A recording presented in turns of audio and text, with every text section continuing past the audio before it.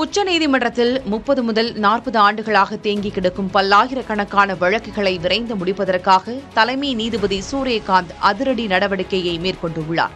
அதன்படி பல ஆண்டுகளாக நிலுவையில் உள்ள சிவில் மற்றும் குற்றவியல் வழக்குகளை மட்டும் விசாரிப்பதற்காக 4 புதிய சிறப்பு அமர்வுகள் அமைக்கப்பட்டுள்ளன.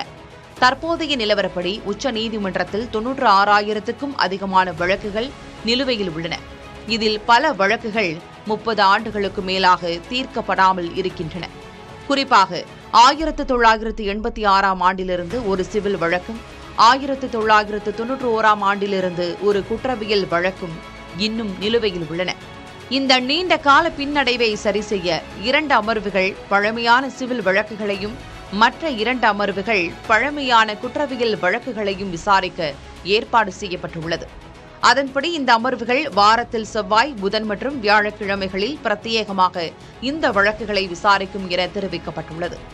மேலும் இந்த சிறப்பு அமர்வுகளுக்கு வழக்கமான இதர வழக்கு விசாரணைகளிலிருந்து விலக்கு அளிக்கப்பட்டுள்ளதால் நீதிபதிகள் எந்தவித இடையூறும் இன்றி பழைய வழக்கு விசாரணைகளில் முழுமையான கவனம் செலுத்த முடியும்.